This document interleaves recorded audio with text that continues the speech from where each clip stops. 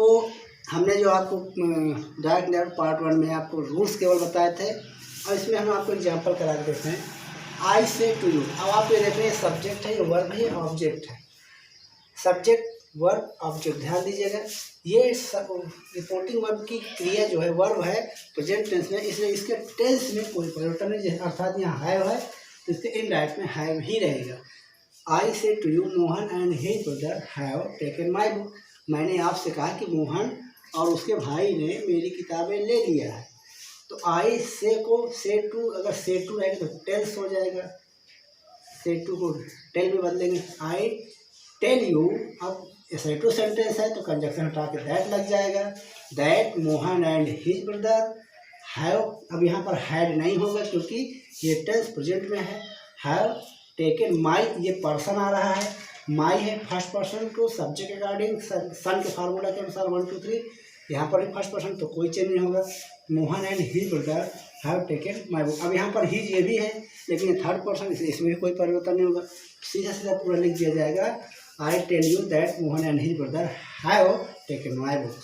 दूसरा है you said to him, तुमने उससे कहा leaves are green due to sunlight, इसमें थोड़ा माने याद रखना आपको जरूरी है, मीनिंग समझना जरूरी है।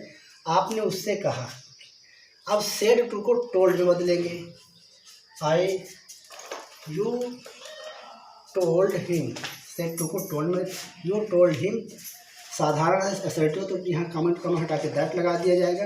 Leaves are green due to sunlight, पत्तियाँ सूर्य प्रकाश के कारण हरी होती हैं, ये यूनिवर्सल ट्रूथ है। ये रिपोर्टिंग वर्ब की क्रिया भले पास्ट टेंस में, लेकिन इसके टेंस में कोई परिवर्तन नहीं होगा क्योंकि ये सार्वभौमिक सत्य है, यूनिवर्सल ट्रूथ है। Leaves are green due to sunlight. उसके बाद यू सेड टू यू, आपने उससे कहा why have you not return my cloth, आपने मेरे क्लास क्यों नहीं गया, तो क्यों नहीं वापस किया।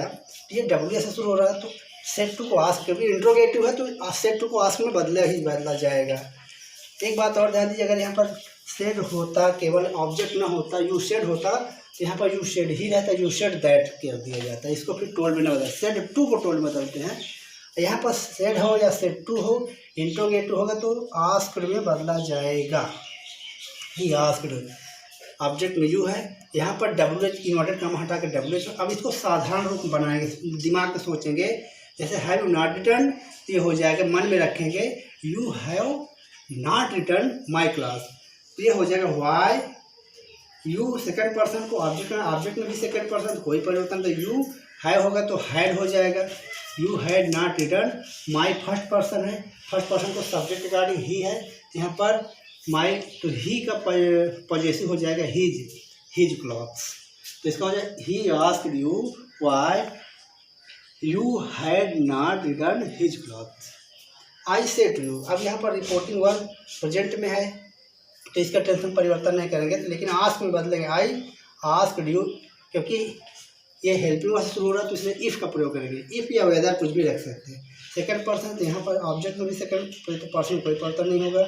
इफ़ ही, अब यहाँ पर आर रहेगा तो यहाँ पर वर हो जाएगा, सॉरी वर नहीं होगा क्योंकि प्रेजेंट में तो आर ही रहेगा। If you are running with Shyam now, यहाँ श्याम थर्ड पर्सन, श्याम, और नाव को देने बदल दिया जाएगा।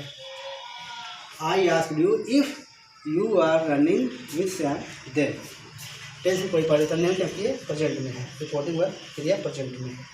सी सेड टू मी, उसने मुझसे कहा। वायर इंट्रोगेटिव, तो सी आस्क्ड मी पहले कर दोगे, वायर रख दिया क्योंकि डब्ल्यू से शुरू हो रहा है।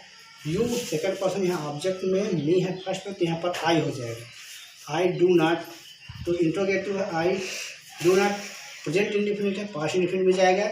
यू डिड, सॉरी सिंपल में रहेगा, यू टाट, योर है, मी है तो you taught my family. She asked me where I taught my family.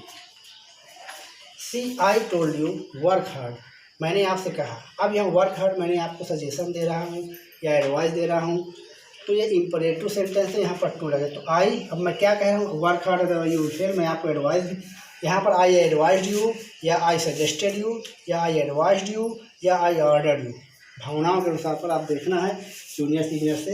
यहाँ पर कुछ समझ में नहीं आ रहा कौन जूनियर कौन सीनियर, तो यहाँ पर कुछ भी लिख सकते हैं आप, एडवाइज्ड, ऑर्डर्ड, कुछ भी लिख सकते हैं।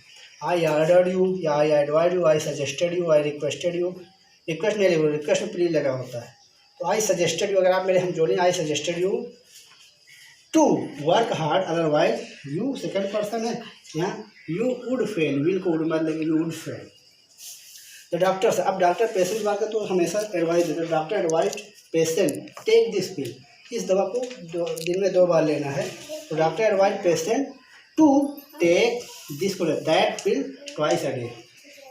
The teacher said keep quiet, teacher ने हमेशा ऑर्डर करेंगे, teacher order to keep quite.